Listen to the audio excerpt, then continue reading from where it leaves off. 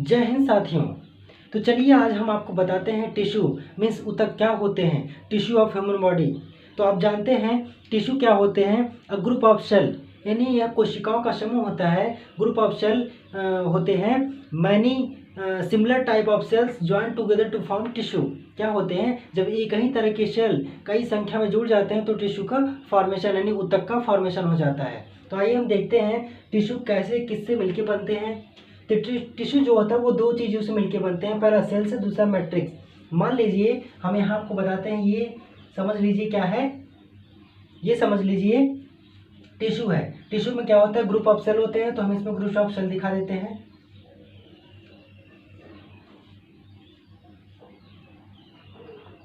Group of cell दिखा दिए। अब इन देख रहे हैं दोनों सेल के बीच में, जो सारे सेल दिख रहे हैं सेल के बीच में कुछ क्या होते हैं, खाली स्थान होते हैं। उन्हीं खाली स्थान को मैट्रिक्स कहते हैं। इनका दूसरा नाम एक्स्ट्रा सेलुलर सब्सटेंस भी होता है।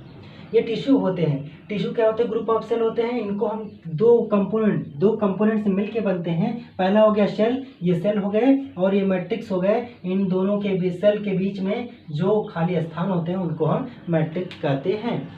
एक्स्ट्रा सेलुलर सब्सटेंस इनका दूसरा नाम होता है। तो आइए देखते हैं टिश्यू, यानी जिस साइंस की जिस ब्रांच में हम टिश्यू का स्टडी करते हैं उनको हम बोलते हैं हिस्टोलॉजी। हिस्टोलॉजी क्या है, study of human and animal tissue is known as histology. Histology किसे कहते हैं, यानी ऊतक का जो अध्ययन होता है जिस शाखा में करते हैं उसको हम बोलते हैं हिस्टोलॉजी। तो आइए हम देखते हैं कि अब टिश्यू कितने प्रकार के होते हैं। टिश्यू जो है मेनली 4 प्रकार के होते हैं। टिश्यू जो है 4 प्रकार के हैं। In human and animal mainly 4 type of tissue are found. First देखते हैं एपिथेलियल टिश्यू, सेकेंड देखते हैं कनेक्टिव टिश्यू, थर्ड देखते हैं muscles tissue, and last fourth देखते हैं नर्वस टिश्यू। आइए हम एक एक करके सबको डिटेल में हम आपको बताते हैं। क्या है एपिथेलियल सेल। एपिथेलियल सेल जो होते हैं वो एपिथेलियल टिश्यू जो होते हैं वो एपिथेलियल सेल से मिलके बनते हैं। ये किससे मिलके बनते हैं, एपिथेलियल सेल से।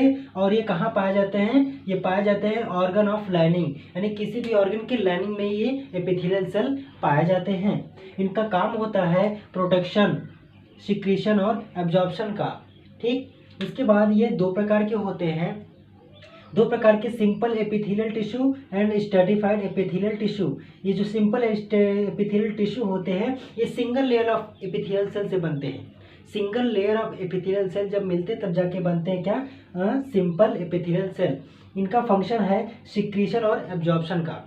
अब देखते हैं स्ट्रेटिफाइड एपिथेलियल सेल। ये several layer of epithelial cell, माने एक से ज़्यादा एपिथेलियल सेल जब जुड़ते हैं तब जाके मिलते हैं, क्या बनते हैं, स्ट्रेटिफाइड एपिथेलियल सेल का फॉर्मेशन होता है। इनका काम है प्रोडक्शन ऑफ ऑर्गन का प्रोडक्शन करना। अब हम देखते हैं नेक्स्ट कनेक्टिव टिश्यू। ये हमारे बॉडी में सबसे ज़्यादा पाए जाते हैं, most abundant tissue of the body हमारे बॉडी में।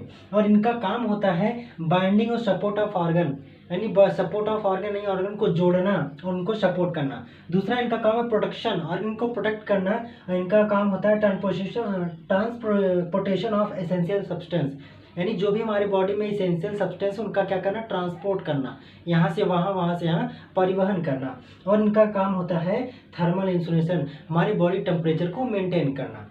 और ये भी कई टाइप के होते हैं, जैसे हो गया loose connective tissue.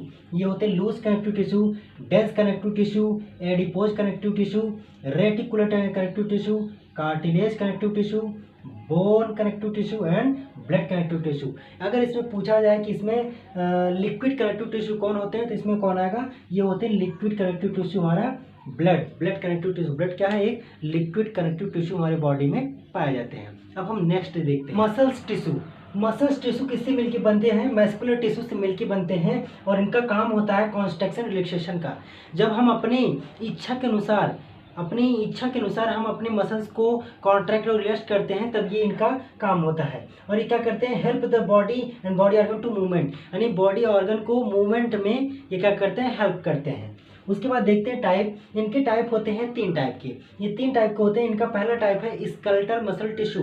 Skeletal muscle tissue जो होते हैं वो अटैच टू बोन, ये किससे जुड़े होते हैं, बोन से सीधा ये अटैच होते हैं। और ये इसको बोलते हैं वॉलंटरी कंट्रोल मसल।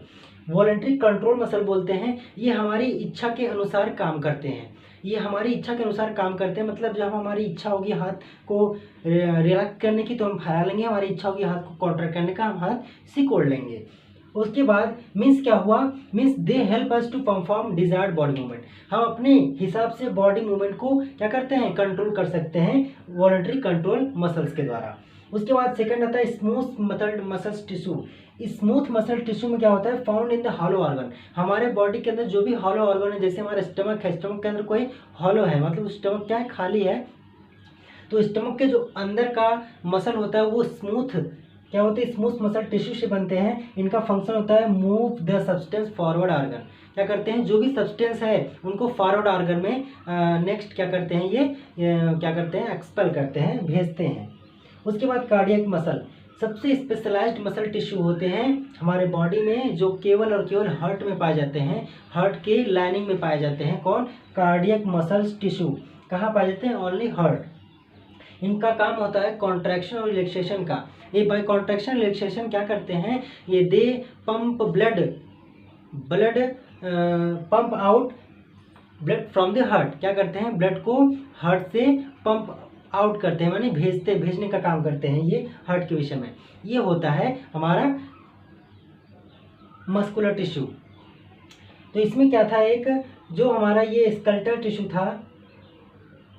टिश्यू था, ये वॉलंटरी कंट्रोल था, माने ये हमारी इच्छा के अनुसार करते हैं। लेकिन ये जो हमारा कार्डियक मसल है, कार्डियक मसल हमारी इच्छा के अनुसार काम नहीं करते हैं। अगर ये हमारी इच्छा के अनुसार काम करे, जैसे अगर हम रात में सो रहे हैं तो ये आराम भी नहीं करते हैं। रात में अगर हम सो रहे हैं ये आराम नहीं करते, अगर ये आराम करते तो हम भी, हमारा राम राम हो जाता है। इसलिए ये आराम नहीं करते हैं, ये लगातार जब से हम जन्म लेते हैं तब से लेके हमारी मृत्यु तक ये लगातार काम करते रहते हैं। कार्डियक मसल, कौन सा मसल, कार्डियक मसल और ये स्मूथ मसल टिश्यू, ये दोनों टिश्यू क्या करते हैं, लगातार जीवन प्रयत्न हमारे साथ ये बने रहते हैं, काम करते हैं, ये कभी आराम नहीं करते।